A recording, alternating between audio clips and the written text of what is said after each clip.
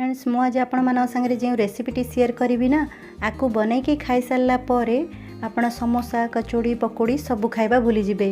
बनैबा बहुत सहज होता है और कम समय रे रेडी हो जाए। तो चलतु बनैबा स्टार्ट करवा। Hi everyone, welcome to Radha's kitchen. मुझे 2 कप चूड़ा नहीं, जेकोसी चूड़ा आपण नहीं पारे, मोटा चूड़ा ना पतला चूड़ा भी नहीं पारे। मुझे मोटा चूड़ा नहीं। ये चूड़ा को आम 2 थर भलसे पानी रे धोई सारा पर आपको आम बतुरईकी रखा। 3-4 मिनट बतुरई सारा पर चूड़ा आमर फुली जीव, सॉफ्ट हो। फ्रेंड्स मुझे 2 थर चूड़ा को धोई सारे। एबे एथिरे 2 कप पानी पकेबा और ये छाड़दबा। 3-4 मिनट हो सारा पर ही आपको आम एक्स्ट्रा पानी को बाहर करवा। फ्रेंड्स ये 4 मिनट हो सारी, देखिपे चूड़ा आमर फुली जाइए और पानी को एब्जॉर्ब कर नहीं। एबे बाकी जो पानी थाए ना, जो एक्स्ट्रा पानी ताकू आमे ड्रेन आउट करनबा। गोटे चालुणी साहाय्य रे एभली आमे छाणी नबा। देखि पारुथिबे तळे गोटे बाउल लगेबे, तापरे चूड़ा को छाणी नेबे। एक्स्ट्रा पानी बाहरी गला, तापरे गोटे बाउल रे ट्रांसफर करनबा। एबे एथिरे गोटे कप बॉईल हेथिबा आलू पकेइबा। मु एठी आलू को सिझेइकी चोपा बाहर करिकी चकटी नेइछि, आपण देखि पारुथिबे। एबे चूड़ा आउ आलू को आमे चकटी नबा। बतुरा होता चूड़ा और आलू को आम यही चकटा जमीती कि अटा चकटा होता है। गोटालिया बिल्कुल भी रही आ स्मूथ होगी चकटा हम।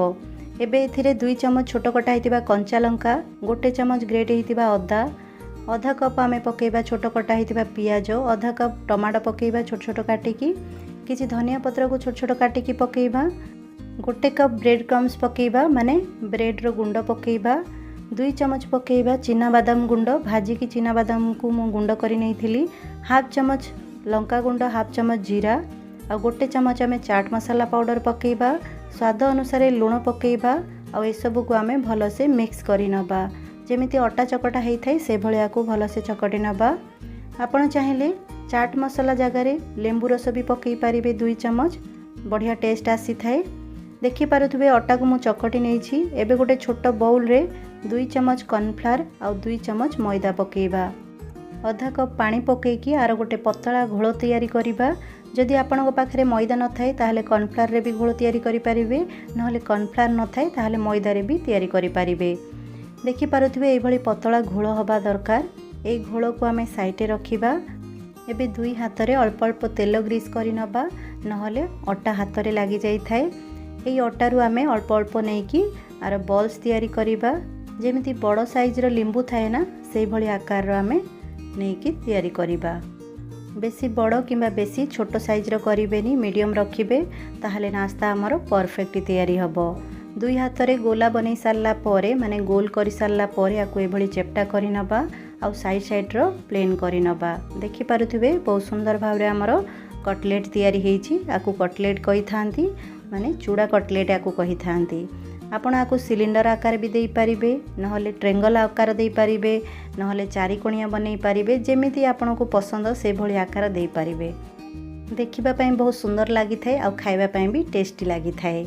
बहुत कम समय रे रेडी हो जाई थाए।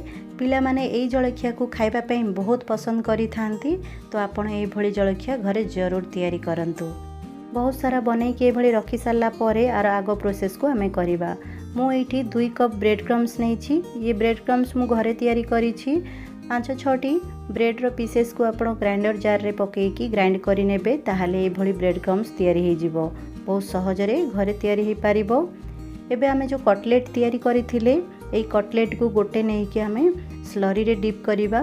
माने जो आमे घोल तैयारी करिथिले सेथिरे डिप करिकी एक्स्ट्रा जो स्लरी थाए ना ताकू बाहर करनबा चम्मच साहाय्य रे।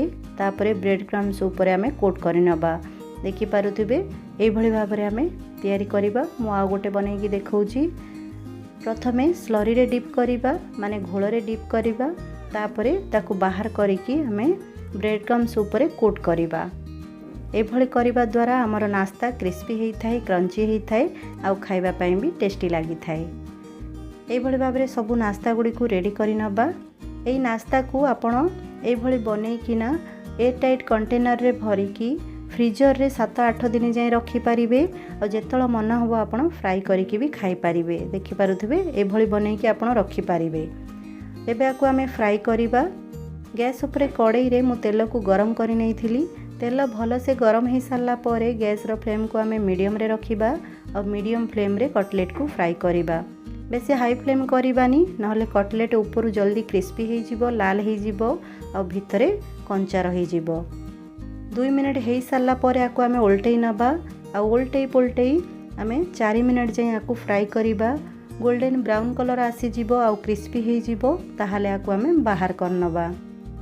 एबे गोटे पट हल्का गोल्डन ब्राउन कलर हो सारी, आर पटटी भी यही गोल्डन ब्राउन कलर आसवा जाए आको आम फ्राई करिबा। फ्रेंड्स ये देखि पारुथिबे चारिपट गोल्डन ब्राउन कलर हो सारी आ नास्ता आमर क्रिस्पी हो सारी। एबे आको आम बाहर कर नबा।